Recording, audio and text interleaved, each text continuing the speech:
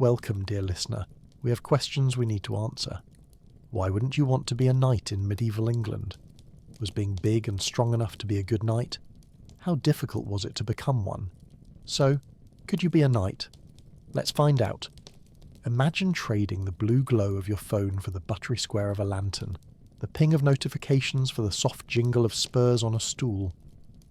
The room smells of straw, saddle leather, and warm bread, and a wool cloak dries by the hearth like a patient dog. If this cosy story helps you drift off, please subscribe, tap like, and leave a gentle comment. Your support keeps the journey continues. The room is half shadow and half lantern, and all of it is quiet. On a three-legged stool, someone has left a pair of spurs, bright, small moons of brass. Next to them sits the lantern, its horn window blurring the flame into a gentle, buttery square. You hear the soft rub of a horse's nose against a stall bar. Leather shifts, a rope creaks. Out in the yard, frost makes a new map on every plank. This is where the story begins, at the edge of sleep, with metal that waits for a heel and a light that waits for a hand. We tend to imagine a knight arriving fully assembled, like a figure from a playing card. Helm, plume, heroic jawline. In reality, becoming a knight is more like learning to bake good bread. It starts with flour, water, patience, and a lot of kneading. Years of it. You begin small, you carry buckets, you learn names, both human and horse, and then slowly you acquire the habits that make the armour hang right on your shoulders and not merely on a peg. Picture a boy around 7, perhaps a bit older if the road was long, wool tunic too big in the sleeves, belt notched to the last hole. He arrives at a lord's household with a letter and a satchel. The letter says who vouched for him, the satchel carries 2 shirts, a comb, a small pewter spoon, and hope. He is called a page. He will grow, if all goes well, into a man who grows into a knight, though the path isn't guaranteed. In some centuries and in some shires, pages are the younger sons of gentry. In others, sturdy lads of promise find their way under a noble roof.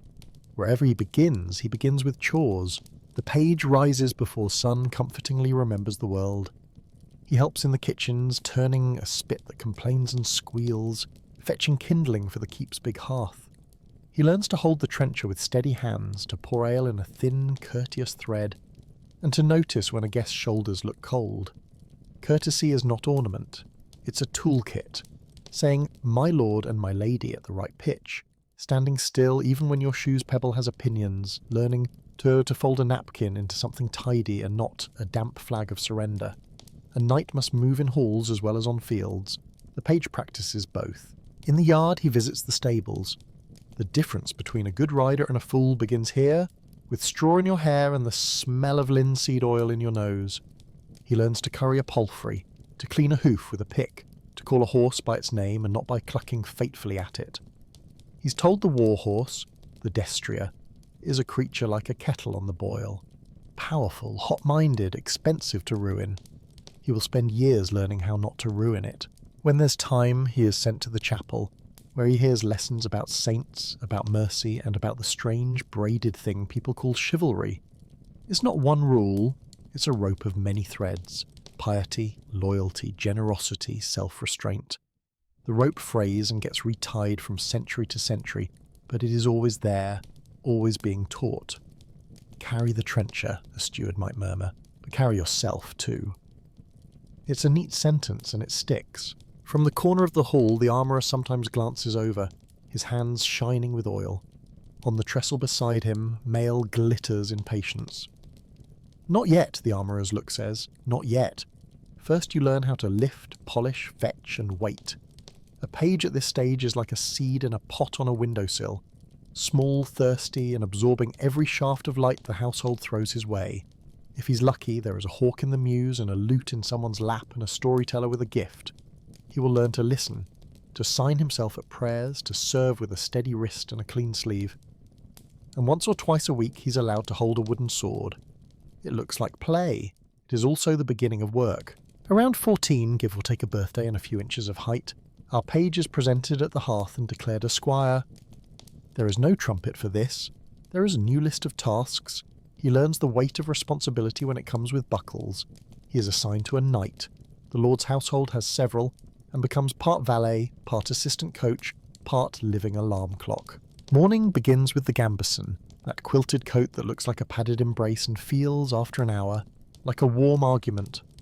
The squire helps lace it tight, checks the coif that protects the knight's head under a helm, rubs oil into the knight's sword until the blade shows a clean line of light. He learns the names of things, bascinet for the helmet, avantel for the drape of mail, vambress and cuissé for the armour guarding arm and thigh. The words are as important as the objects. In a busy yard, saying, "Bring the cooter," gets you the elbow piece and not a shrug. Out in the training yard, today's lesson might be riding at the quintain, the swivel target that can smack you awake if you're lazy with your lance. Or it's work with the pell, that planted post that takes your blows without complaint and blooms splinters like a peculiar kind of flower. The squire keeps count. 10 strikes, rest, 10 more, breathe. He learns to step, to pivot, to keep his feet beneath him like a moving hearth. Swords are not just edge and point, they are timing and patience. The older squires mutter the maxim that travels from house to house. Mind your guard, mind your horse, mind your temper, in that order. On certain days, the lesson is entirely horses. The squire rides with knees and not fists. He practices mounting an armour, which is a bit like getting into a copper tub while someone else is carrying it. He learns the difference between a palfrey's polite trot and the destrier's rolling thunder. He picks burrs from tail and mane. He can name the farrier's tools without looking, rasp, nail clincher, shoeing hammer, and he can say what he sees when a horse favours one leg. In a life that is measured by hooves, this fluency is survival. There is also service.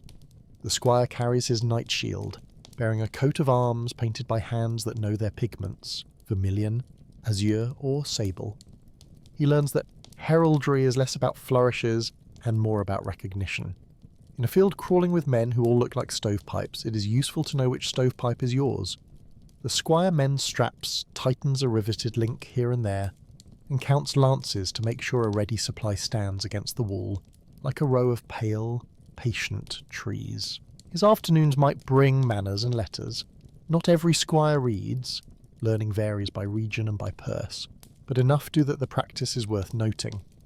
A clerk with ink on his hands teaches him to etch his name like a small banner on the page, and to understand a letter that calls him to service or to supper. He learns to speak in a hall without the entering words crashing like a dropped cauldron. He learns to step aside for a lady with a basket, to nod to a monk, to choose the right bench. Chivalry is a social navigation system. It tells you which door to hold and which vow to hold to. And then there is the gentle noise of repair, the scritch of the whetstone against an edge, the low hiss of oil warming near the forge, the clack of buckles in patient hands. The squire gets his own small bruises. He sleeps deeply like someone whose muscles are writing a story that his bones can read in the morning. He dreams sometimes of the accolade, that ceremonial touch of a flat sword that bumps a man into a new chapter. If this all sounds expensive, it is. Armour is a mortgage you wear. A warhorse eats like the world is ending at supper. Gloves, gauntlets, have more rivets than a ship. In many households, the lord helps outfit a promising squire. In others, family resources and gifts from patrons slowly build a kit. The squire hears the sums, watches the steward tally grain and coin, and understands that knighthood is not just a dream, but a set of accounts. At the edge of the yard stands the chapel, where candles leave soft islands of light on stone. Here the squire kneels and hears not a trumpet, but a whisper. Chivalry, however it's framed in a given year, asks for loyalty to a lord, protection for those who cannot protect themselves, generosity in victory, and restraint when heat would rather have its way. Not every knight will meet that mark. The world is a little messy around the edges, but the ideal is repeated, like a lullaby, until it has a tune. He learns that an oath has weight, that saying I will is not the same as I might, unless the weather is handsome today. He hears tales, some embroidered, some simple, about men who guarded pilgrims, who fed beggars from their saddlebags, who offered alms when they could. He also hears that the role changes through centuries. What knights saw as proper in the 12th might be adjusted by the 14th. Customs are not statues, they are banners that lift and turn with the wind. The lessons fold into daily life. The squire watches his knight refuse a bragging contest, accepts a small errand with calm shoulders, and returns a borrowed cloak folded better than he found it. These are not dramatic acts. They are the small stones in the road that make the way even. Inside the armourer's shed, it is summer even in winter. Heat leans on your cheek. Tongs sit like iron birds on a bench. The armourer coaxes mail into the shape, thousands of small rings, each one a handshake between two ends of metal. When he lifts a sleeve, it falls like rain. Our squire feels its weight and thinks both awe and arithmetic. He comes to understand layering. The soft-arming doublet, the mail, perhaps plates at the knees, and shins where blows like to travel. In some decades, the hauberk hangs long. Later, plate cuirasses arrive like thoughtful shields that learn to hug. The armourer is a part craftsman, part counsellor. Oil is a love language, he says, not looking up. You oil this, it loves you back. You don't, it sulks and turns red. That's rust, the enemy that creeps in with damp and laziness. The squire learns to rub oil into metal with a bit of linen, to hang mail so air moves around it, to watch the tiny places where a ring can split. He learns that a helm is not a bucket. It fits the skull with the attention of a hatter. A badly fitted helm gives you a headache that can be seen from space. Swords, too. The squire feels the balance of his knight's blade, how the weight lives not at the tip but nearer the hand, how a sword wants to turn like a compass needle seeking north.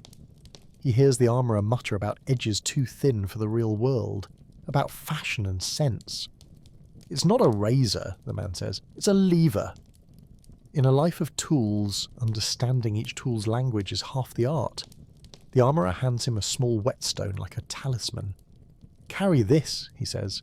It listens to steel better than people do. In some houses, a surcoat is painted with the colours that say who you are. The squire helps lift the heater shield to be repainted where it's been kissed too often by the world. Paint and pigment, chalk and glue. He learns to make things presentable, not because vanity matters, but because recognition can keep confusion at bay when it counts. Years pass, or rather they walk, they do not gallop. Our squire grows into his wrists and shoulders. He has new scars he doesn't mention because the story is not about heroics, it's about consistency. He has served in his lord's retinue, carried messages, kept horses sound, ridden long roads without complaint. He has, when asked, stood his ground, on a practice field, in a quarrel over pasture, in a tight church porch when someone needed a steady voice. When those who watch him, the lord, the steward, the chaplain, the knight he serves, nod at each other with the same small smile, the day of dubbing draws near. How it unfolds depends on the year and the place. Practices change like the cut of sleeves, but often there is a bath first, an idea as ceremonial as it is practical. Warm water in a tub, herbs to sweeten it, a squire's breath rising with the steam. Fresh linen waits, the body knows when it is being prepared for a vow. Sometimes there is a vigil in the chapel, a night of prayer that is long but not lonely. The candles make company, and the stone is a patient audience. In other seasons or circumstances, the vigil is shorter, or the bath is a quick blessing instead of a leisurely soak. Battlefields have a way of editing rituals, and so do budgets.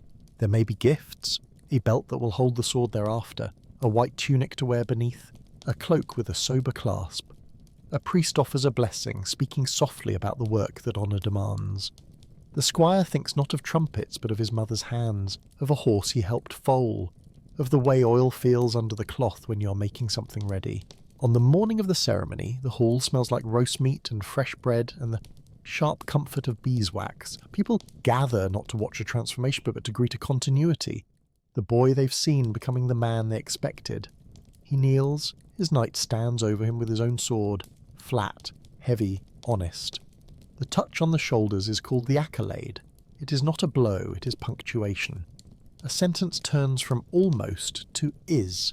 Words are spoken. The young man answers them like someone who has learned to speak with both mouth and hands. Then comes the gilded buckle of the spur strap, the token that says you ride not only for yourself but for a place, a promise, a name. There may be laughter when a strap proves stubborn. There may be a napkin pressed to an eye. A purse discreetly changes hands. The armourer watches with his head tilted like a man taking inventory of hope. Later the table is laid. The new knight is teased for being unaccustomed to the weight at his hip. You'll knock 3 benches crooked before you learn to turn without sweeping the county clean, someone says, to kind laughter. The lord lifts a cup, The steward discreetly notes who gifted what so the thank yous land in the right hearts. The hall breathes out and in again. A new name, Sir, is added to the household's way of speaking. The odd thing about becoming is that it keeps going after the ceremony.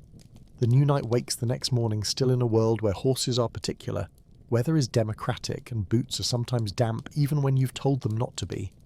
He now owes service more formally, riding when the Lord calls, counsel when the Lord asks, hospitality to those who knock on his door with news or need.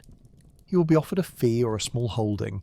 He will learn the pleasure and abrasion of managing fields, tenants, rents.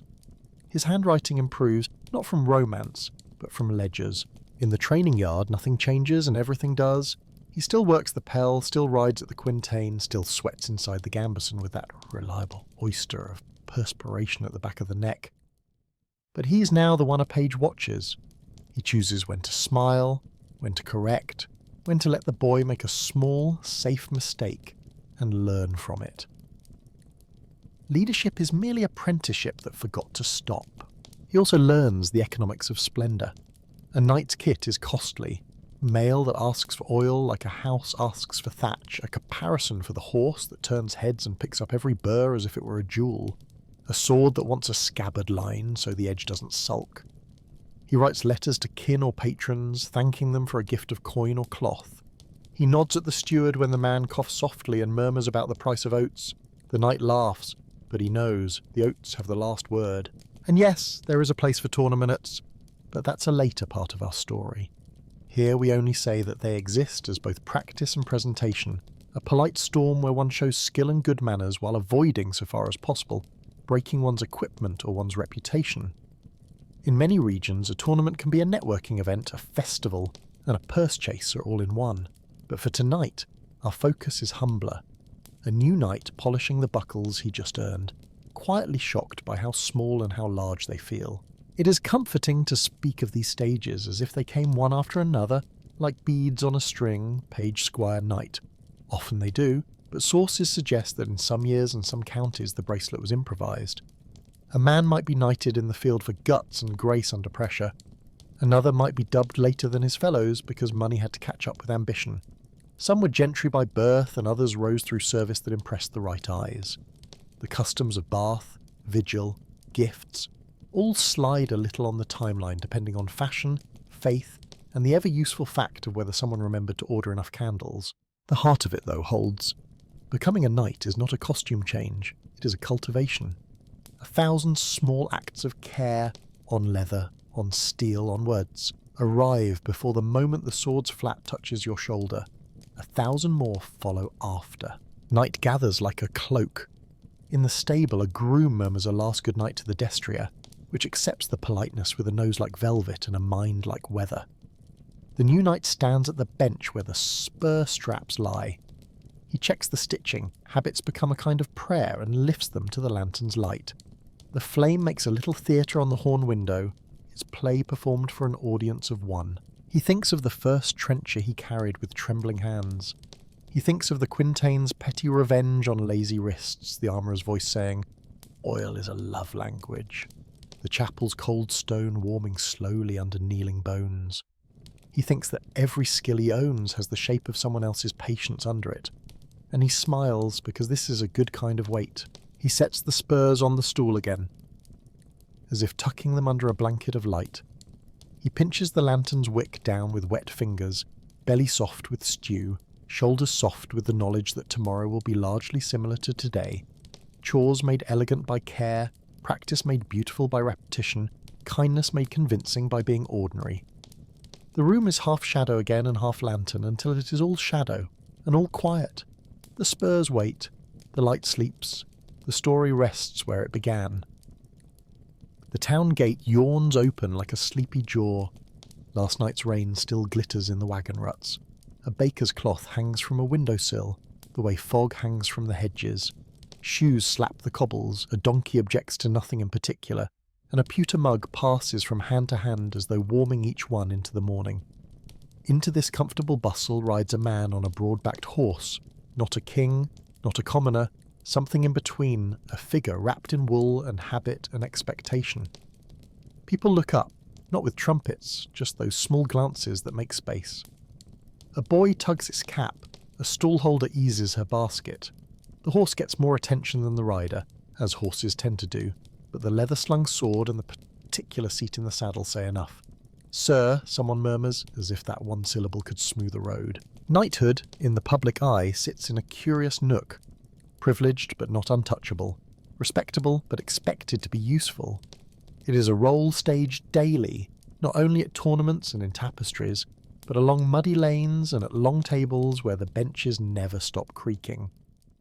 The power of the thing is partly performance.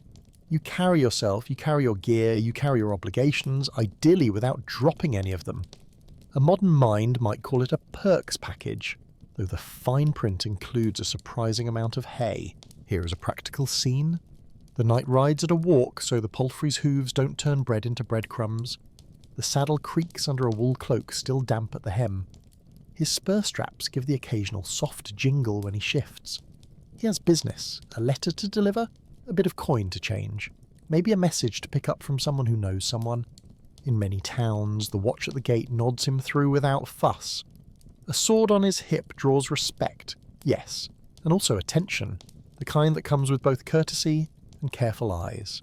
People treat him with privilege in ways that look small until you stack them together. A place on the bench nearer the hearth.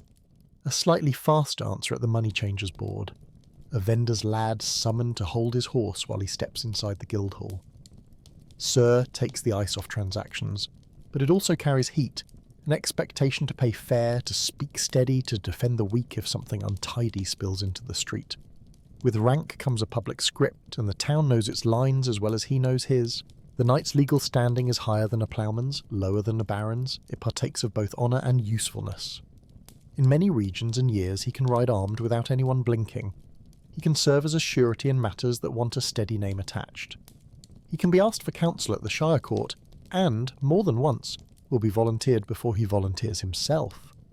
A baker wraps a trencher in cloth and slides it across the stall with a little bow. He pays because privilege is not a coupon you can redeem for free pies, though travelling knights have been known to dine as guests when their news is fresh and their manners fresher. Just as the deference accumulates, so do the duties. If the bailiff asks him to witness a quarrel over a boundary hedge, he does not shrug and ride on. If a monk touches his sleeve and mentions a pilgrim who went missing on the marsh road, he listens. If a mender complains that young men have taken to practising with staves under her window at midnight, he at least pretends this falls into his remit. A knight in public is a kind of moving notice board. People pin hopes to him, complaints, confessions about fences. Sir is a key that opens doors. It is also a handbell that summons you to things you didn't plan to do. He buys a length of linen to patch gambeson sleeves, some oats for the horse, tallow for the stable lamp, and a few wax candles because bees lend a cleaner scent to prayers. He tucks a letter under his belt. The letter is folded neatly, sealed with wax, smelling faintly of smoke and something herbal. A clerk in the hall winked when he handed it over, the way clerks do when they know the gossip value of what they've just passed you. The knight doesn't read it in the street. He's being watched, not in a suspicious way, just with the curiosity one extends to any actor in costume who refuses to break character. Back at the manor, his own or his lord's, the knight's status is carved into the wood as plainly as the knife marks near the trenchers. Seats have meanings, though do distances from the high table. The steward knows where to put him and doesn't need to be told. He sits near the fire in winter, shares ale that carries the warmth of the hearth, and takes his bread with a knife whose scabbard keeps the blade's opinion to itself. A page brings the salt cellar and sets it down with the ceremonial fuss of a coronation for a pinch of crystals. The knight nods at the lad by way of thanks. Politeness is the invisible embroidery on every sleeve in the room. Privilege here looks like proximity to the lord, to news, to decision-making. When matters of tenancy, tithes, or roads arise, the knight is invited to speak. He may be asked to sit in council, to write a letter or seal one, to carry a message with more tone than words to a neighbour who is overdue on a promise. He is both tool and emblem. He is the sort of person who can knock on a door, be admitted, and return with the door not slammed behind him. But the hall also insists on obligations you can't hang on a nail. Feasting means hospitality, and hospitality has a ledger. Guests, pilgrims, messengers, minor gentry. receive a place to sit and something to eat if they arrive at a civil hour and with civil faces. The knight's role is to make the warmth audible. A word here, a bench shifted there, a log added to the fire so a stranger's hand stops shivering. This is not glamour. It is the daily knitting that keeps a household together. Then there is the quiet bureaucracy of position. Accounts on a wax tablet, a chest wherein coins clink in a language everyone understands, a grain tally that frowns at the weather. The knight learns to read the steward's eyebrows like marginalia. He moderates disputes not with bluster, but with first names and reminders of last harvest's kindnesses.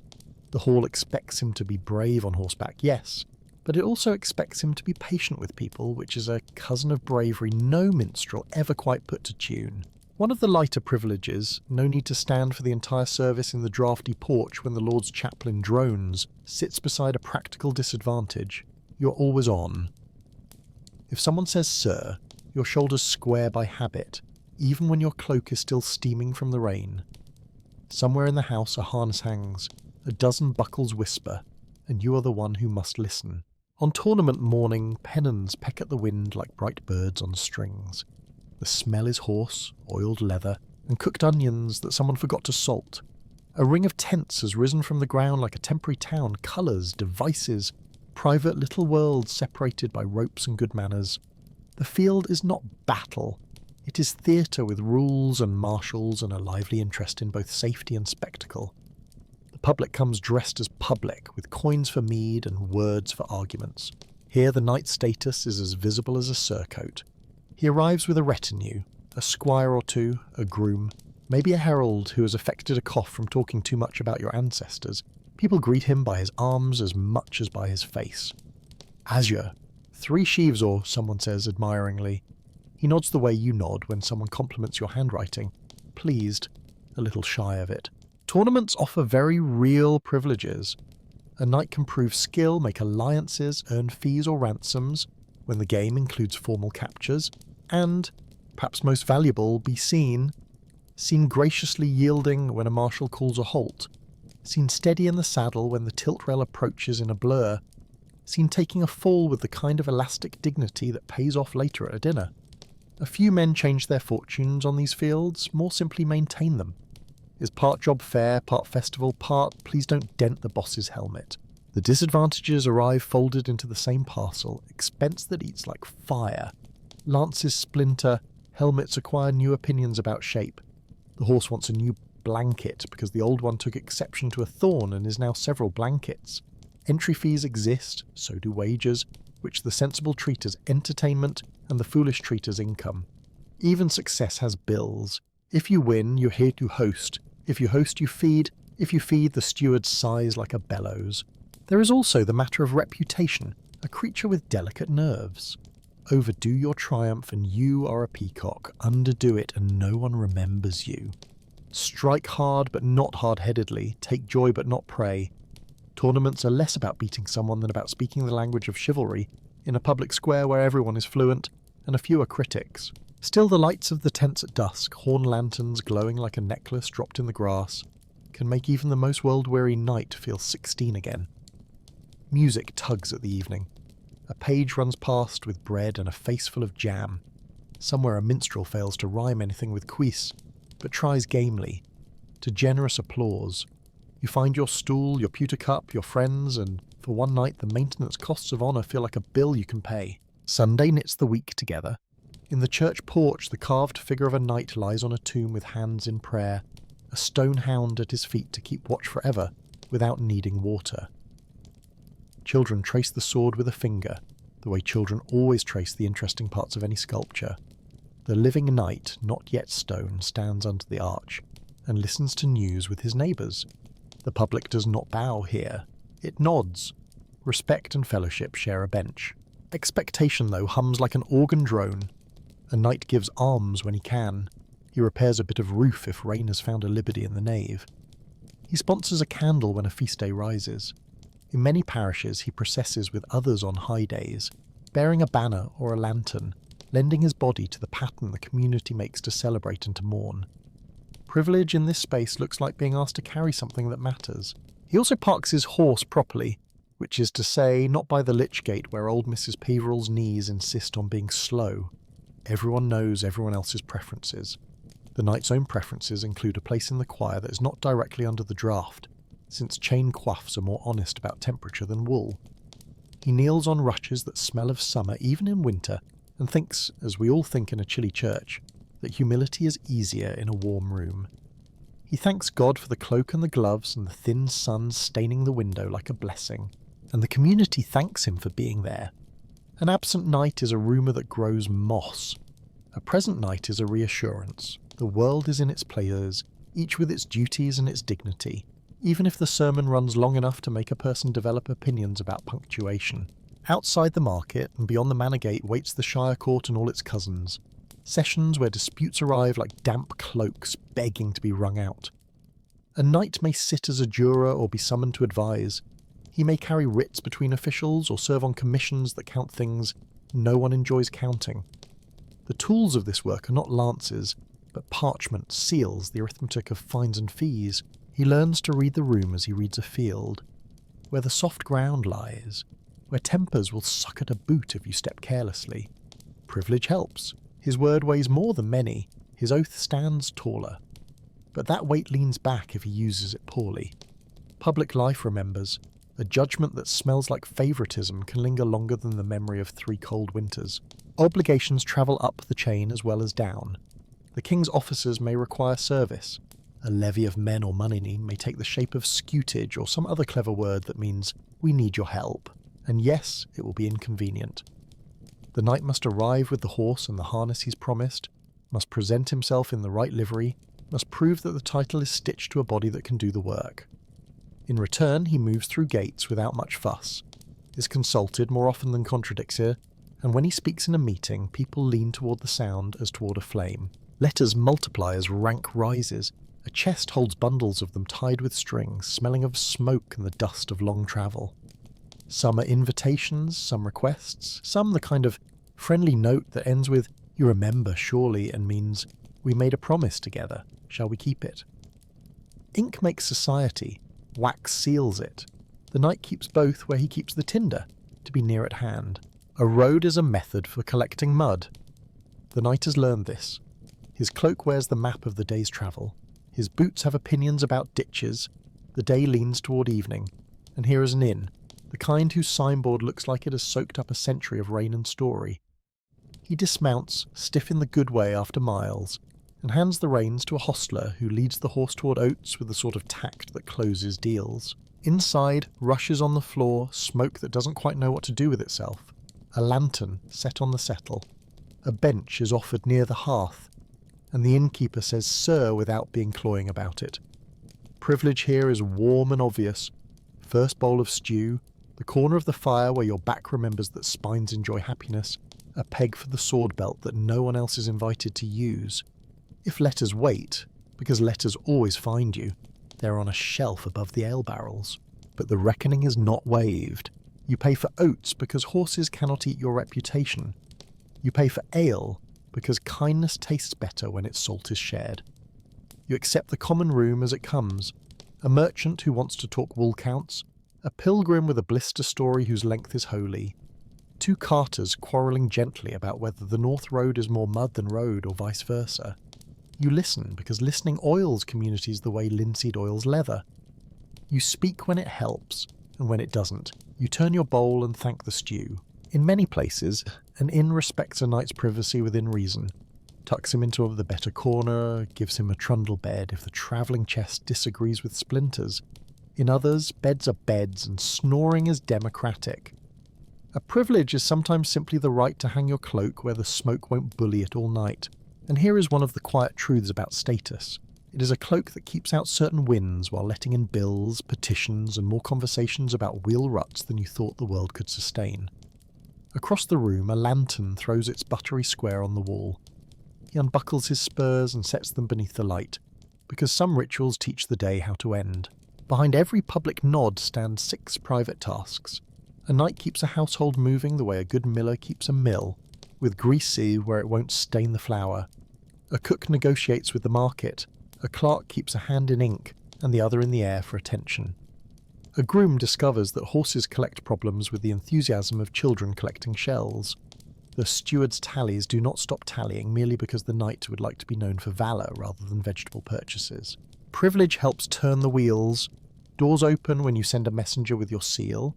Merchants extend a little credit. The armourer answers your knock first because he knows you maintain your gear and your gratitude. But the same doors want to be oiled. You send gifts, salted fish, a small barrel of ale, to neighbours when their harvest is lean. You remember names. You host the priest with a table that behaves itself and a candle that does not sputter on the book while he reads. The small politics of the place are woven into your day like stitches in a gambeson. You ease the quarrel between two tenants over a hedgerow by reminding each of the other's kindness last winter. You ask the reeve to be firmer with the lads and kinder with the old men. You remind yourself quietly when the door is shut that this is what knighthood often feels like, a duty apron you wear over the armour. If your name stretches beyond the parish, if you have done things that minstrels with their love of a good chorus can sing about, expect more letters, more guests, more evenings when your spoon cools while you hear someone else's trouble. Power is mostly paperwork that occasionally wears spurs, someone once said, and then remembered to sign the bill for candles. So did the public treat knights with privilege? Yes, often and in many small ways that add up to smoother days. A place by the fire, a path cleared, a voice invited at the table, a nod that carries weight. But those courtesies come paired with obligation. To ride when called, to sit and listen when listening is needed, to mediate, to pay, coin for oats, time for petitions, patience for slow wheels of justice. To keep the armour bright not merely for show, but because visibility is part of service. People can't ask you for help if they can't find you. Knights move through the world not as kings of a lane, but as its caretakers. You pass the smithy and ask after the bellows. You pass the weir and notice the plank that wants replacing. You pass your neighbour's field and remember that last year his barley failed, and you sent seed in a sack with no letter. This is what privilege likes to be when it grows up. Responsibility with manners, and in return the world is kind. Not always, but often enough that the habit of kindness can continue. A boy opens a gate for you, not because he fears you, but because he wants to claim later, "I held the gate for Sir So-and-so." A woman in the market mutters, "God keep you, sir," and means it, because last winter you remembered her fire went out. A steward sets aside the good loaf for your table and the newest cheese because you signed the paper that mended the bridge. Favour flows like water downhill when you carve the runnels. The inn quiets. The carters stop arguing about mud. The pilgrim's blister has been aired, anointed, and elevated to a legend. Coals shift in the hearth with that private language old wood speaks. The knight checks the buckle on a spur strap the way a sailor checks rope, a small mechanical prayer. He thinks of the market's chatter, the steward's eyebrows, the field of pennons, the priest's psalter, the shearcourt's measured sigh, the inn's stew that understood exactly how much garlic the day could bear. He sets the spurs by the lantern on the stool. The horn window turns flame into soft gold. A letter waits under his belt for morning light. The world's errands are always early risers. He pulls the cloak higher, hears the horse stamp in the yard, and lets the day fold itself neatly. Privilege and duty lie down together, like hounds at the foot of a bed, keeping watch by doing nothing very loudly at all. Tomorrow he'll ride out again, through the gate that yawns open like a sleepy jaw. People will look up, some will nod, someone will ask him for help with a matter that seems small until it isn't. He'll say yes, because that is what the word sir wants to sound like when spoken properly. The lantern hums, the room exhales. The spurs shine a little, and then settle into their own patience, bright small moons resting by their sun. The lantern is higher here, hung from an iron hook in a timbered ceiling, its horn window square as a small moon. Beneath it, on a carved chest, a pair of spurs waits as always, bright commas in a sentence of wood and wool.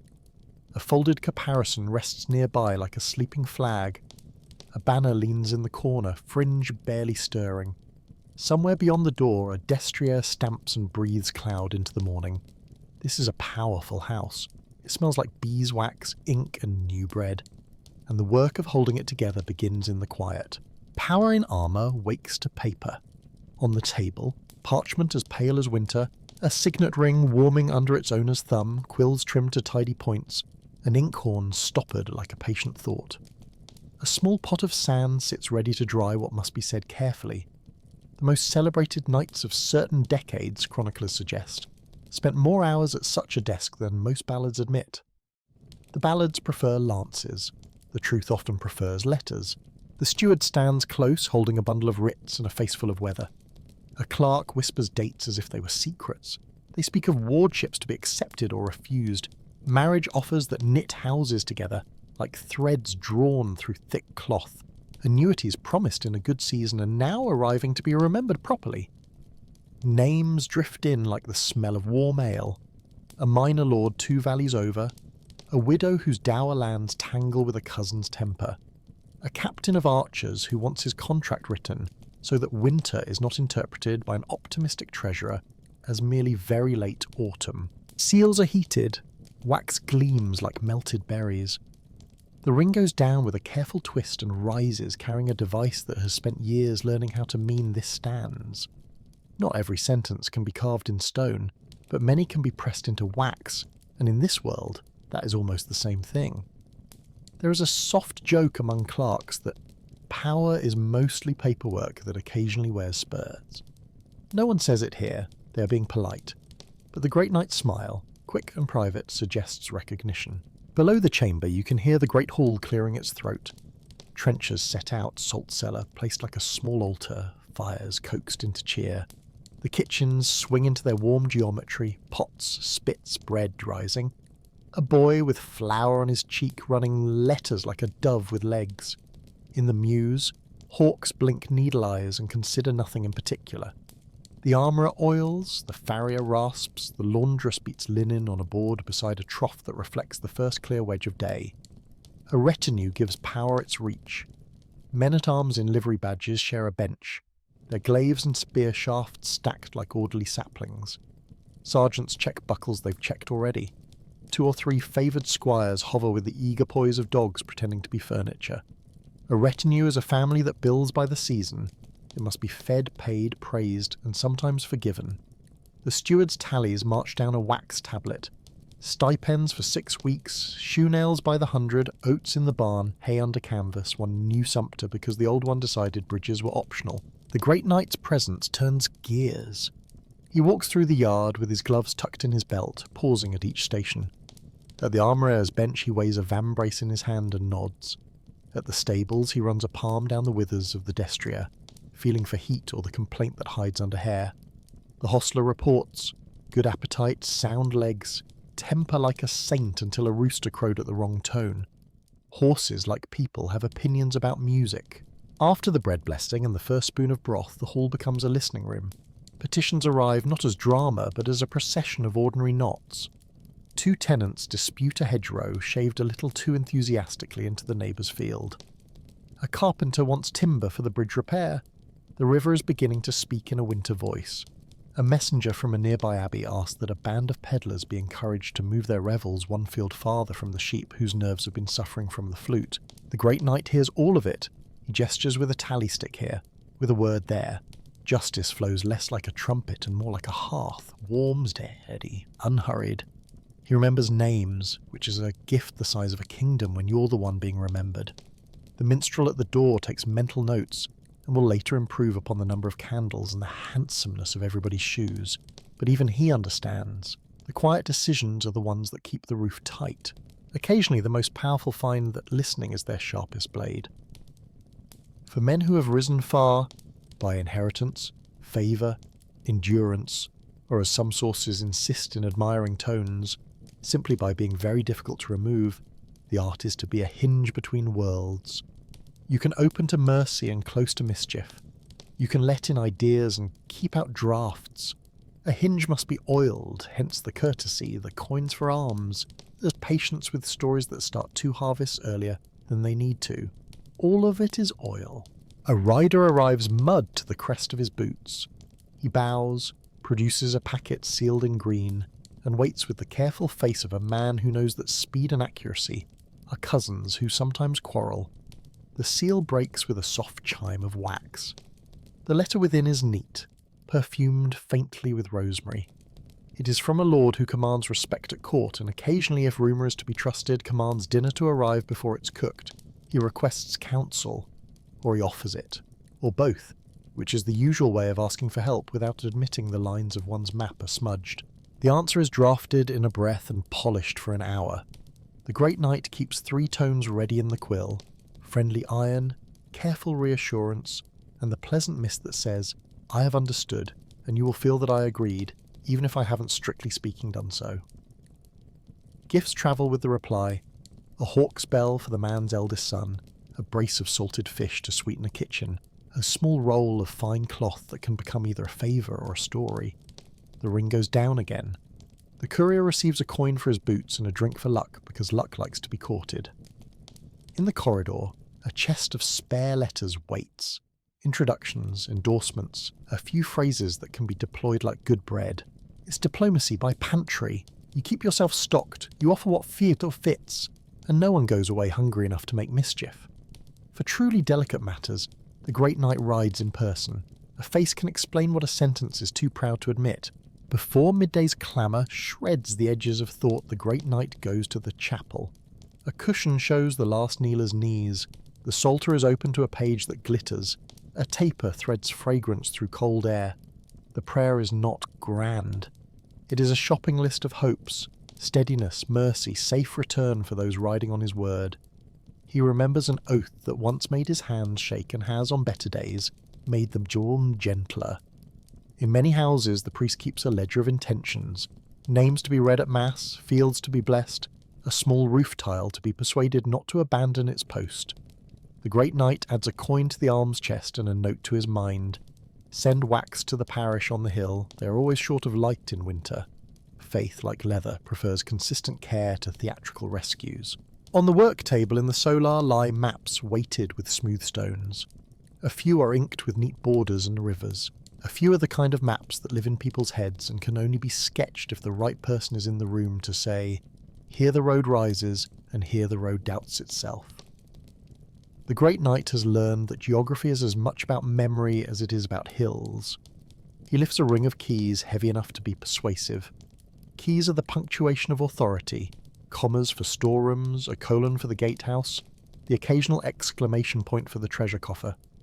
He tours the stores with the steward: grain measured, salt dry, cheese turned, barrels sound. He asks about the new mill wheel, about the weir where salmon have been late, about the ditch that needs cleaning before it thinks it is a brook.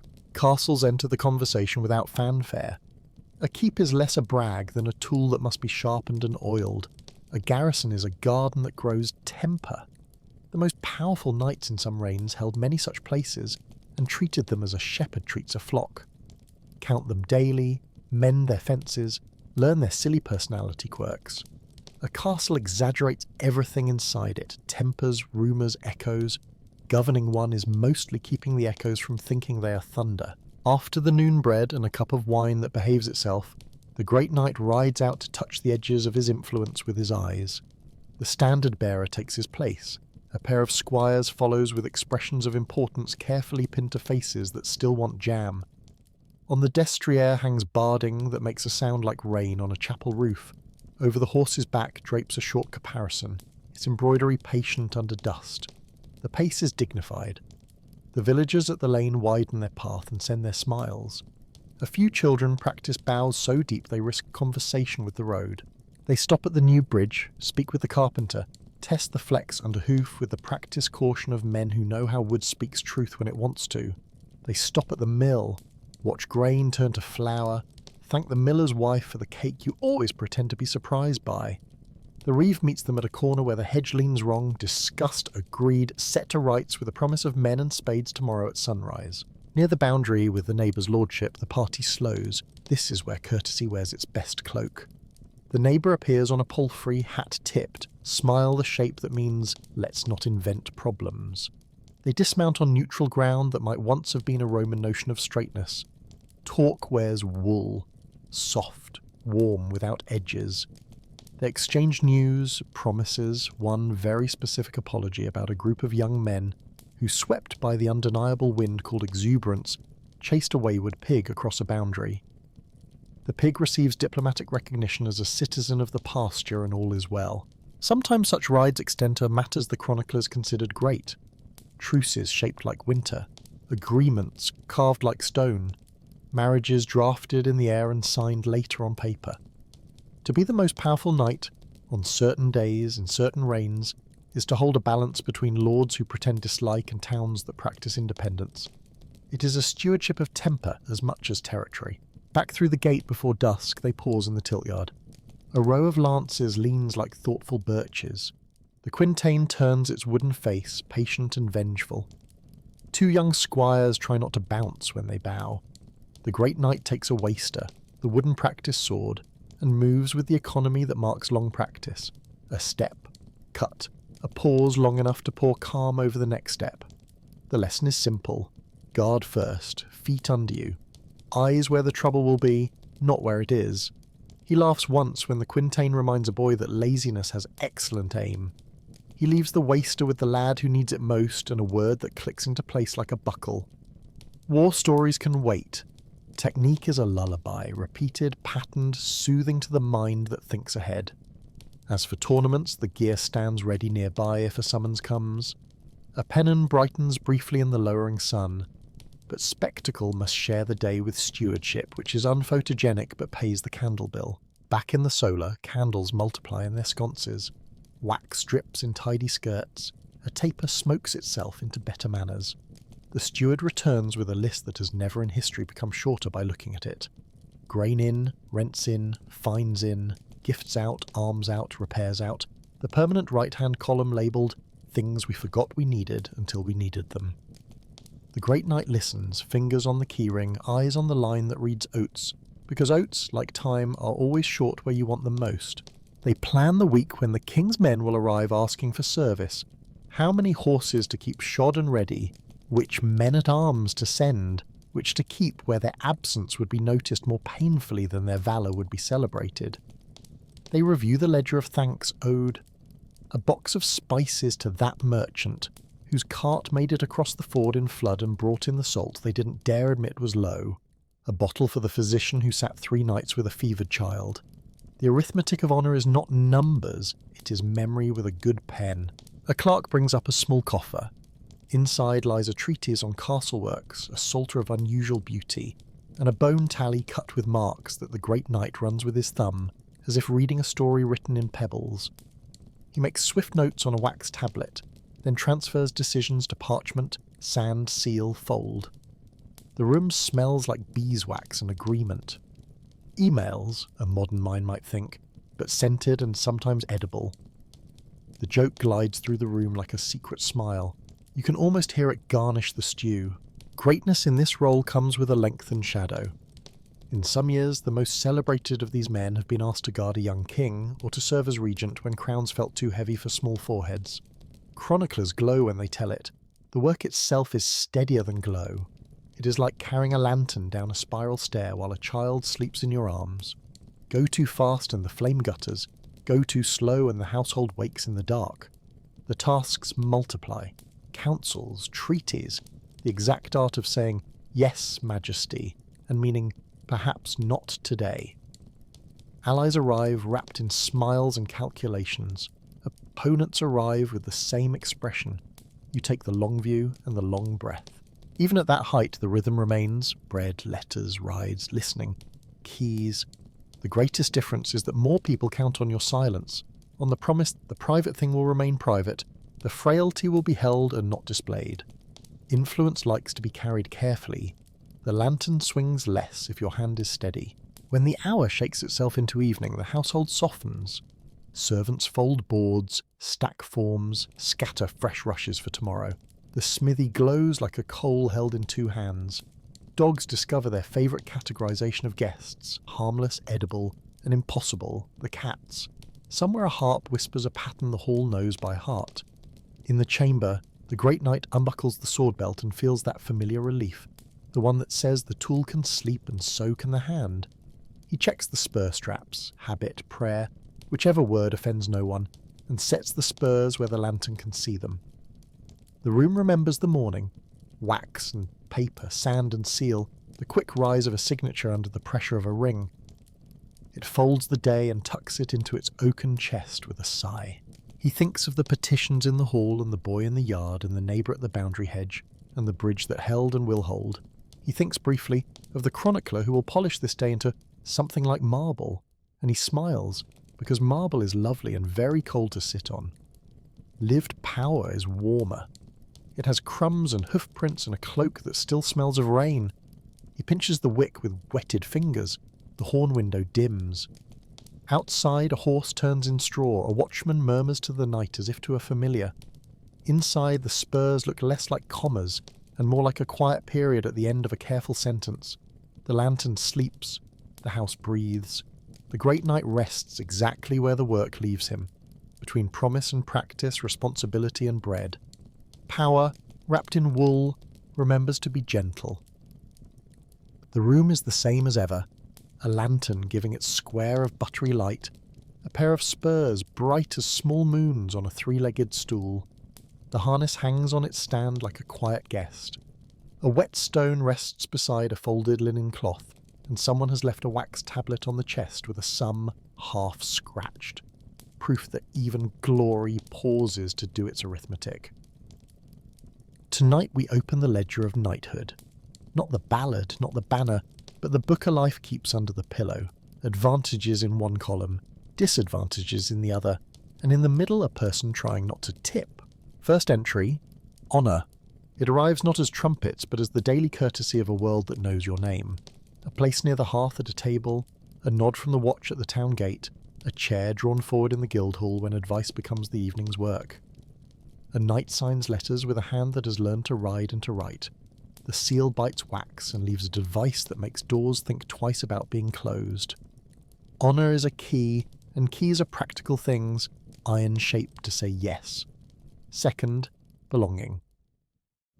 Knighthood is a fellowship of habits, oil on steel, bread shared, a code remembered even when the code is being argued over in half of Europe. The muse teaches patience. The armourer's bench teaches respect for people whose skill keeps you upright. The stables teach that every creature with a job is allowed opinions about the weather. There is comfort in a world where roles fit like well-cut gambeson sleeves. Third, protection and voice. In many regions and years, the law hears a knight's oath with attention. A knight can weather disputes on behalf of neighbours, walk into rooms where tempers are practicing to be storms, and bring them back to breezes. There is privilege in being asked to speak before others speak. There is also the deep human satisfaction of seeing a hedge restored or a bridge mended, because words did their work. Fourth, land and income. Not for every knight, not always enough, but often a manor, a fee, a right to certain rents and dues. Stewardship brings both responsibility and the lawful harvest of labour. Grain counted, cheese turned, cider tasted and pronounced presentable. A good year is a quilt made of small squares, each careful, none spectacular, altogether warm. Fifth, mobility and news. A knight moves. Roads become familiar. Fords memorise his horse. In the Shire Court he hears more of the world than a single hearth can provide. Letters arrive wrapped in parchment and rumour. Tournaments, bright coils of pennons bring faces to names and names to favour. Mobility is the closest thing to modern networking, except the handshakes are occasionally wearing gauntlets. Sixth, craft and competence. Whatever else they are, knights are also specialists. There is joy in a blade that answers the smallest suggestion, in a horse that rounds to the knee, in a shield that knows your arm. Chivalry, the braided rope of ideals, turns out to be a syllabus you can take for life. Fortitude, generosity, self-restraint, loyalty. Mastery breeds the very particular rest that comes after the day's last drill at the Pell, after the final pass at the Quintain when the post forgives your timing. Seventh, ceremony. Humans like to be part of something larger. Knighthood offers vigils, blessings, oaths, the steadying rhythm of high days and hostings, the slow burn of recognition when your surcoat's colours appear at the lane's turn and children begin practising their bows. Ceremony is how a community says, "We remember you," which is perhaps the kindest sentence a community can speak. And then there is the quietest shine of all, usefulness. To be useful dependably without fuss, is a privilege disguised as work. The world makes room for those who help it stand up. First entry here, written in an ink that smells faintly of oats. Expense. Armour consumes coin the way a stable consumes straw. Mail wants oil, plates want padding. Leathers want care the way cats want laps, frequently and with opinions. Horses are budgets that whinny. They eat as if autumn is a rumour, drink as if rivers are a dare, and shed like weather. The farrier's bill arrives with the calm of a tide. The armourer may, here, smiles kindly and weighs options on a scale made of quality and your purse. Second, maintenance as destiny. That shining harness on the stand is a sponge for time, buckles to check, straps to stitch, dents to persuade back into humility with a wooden mallet. If Knighthood were a house, its largest room would be the one labelled upkeep. There's a soft joke that plate armour is a gym membership you wear. The sequel is that you must also pay the membership, sweep the floor, and flirt with the idea of a nap. Third, weather. Rank thins rain only on paper. Mud sincerely refuses to care who rides through it. Cloaks soak, gloves forget what warmth feels like, and boots discover genius for leaking in new places.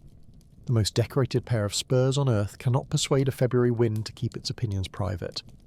A knight learns to love fire, wool, and the invention of dryness. Fourth, risk without spectacle. Not the stage clarion call of battle, let the minstrels keep their decibels, but the smaller hazards of daily work. A misstep at a trot, a lance splinter kissing a knuckle, a saddle strap that notices a chance to be disobedient. Recovery is long and practical. Herbs, linen bandages, patience, the art of asking the chaplain to finish the reading because your head has gone to sea. Age asks for its due gently at first, then with conviction. Fifth, reputation as cargo. The higher you are carried, the more carefully you must ride. A word barked in anger grows legs. A meanness lives longer than a kindness and breeds more busily. In towns, at courts, under abbey porches, people trade stories with all the relish of a market dealing eels. It is both privilege and surveillance to live as the person others point to when defining proper. You are always on, even when your cloak is still steaming. Sixth, politics, with their slow-dripping conveniences. Service to a lord binds with cords both golden and practical. There are levies to meet, scutages to pay in certain reigns where money crosses the bridge in place of men, commissions to sit on, writs to carry. The many-headed creature called favour likes gifts in spring and loyalty in autumn. The crown's smile can be summer. It can also be the weather that requires your harvest now. Seventh, time. Not that there is too little, though there is, but that it frays. Letters arrive faster than answers depart. Messengers wait. Stewards stand with a careful list of only 5 things. Apprentices within the household want correction now. Neighbours want fences yesterday. And the mill wants attention this instant because the wheel is singing the tune that means something is in my gears. Knighthood is a calendar with many saints' days and very few blanks. Eighth, the career that keeps moving while you sleep. The role changes across centuries. That is not a disadvantage exactly, but it is an adjustment. The kit evolves. Hauberks lengthen, bassinets sprout visors, cuirasses arrive with the confidence of furniture, and then, later, new tools and tactics appear. Levies of archers, lines of men with long pikes, the first mutterings of gunpowder in places where smoke learns cruelty. Knights remain, their work rearranges. Prestige shifts from the shock of charge to the steadiness of command, to justice of the peace in some regions, to service in councils and courts. A few ride into the new age like water finding the sea, others grieve for the old pageant even as they carry the new ledgers. Change has its own weight, and then there is the shadow that belongs to any vow. You will be asked at inconvenient times to be exactly the person you said you would be. The ledger does not accept excuses in the column where you wrote loyalty. This is how the 2 columns meet in an ordinary afternoon. The armour stand waits with that particular patience wood has when it has been shaped to help. The harness gleams where the cloth last touched it. You pick up the whetstone, it answers the blade with a sound like a fast whisper. Work that calms the mind the way sweeping a floor calms a house. Oil finds the hinge, finger finds the buckle, time finds you doing exactly what you were trained to do. Make things ready. Downstairs, the steward stands by the oak table and slides the wax tablet forward. tallies for oats and hay, for shoe nails, for candles, beeswax high, tallow acceptable, your chaplain has notes. A purse of coin arrives for wages, a pouch of promises departs for favours. This is privilege in work clothes. You have the means, within limits, to shape the day for many. Grooms, cooks, carters, that family whose cottage roof sulked in the last storm.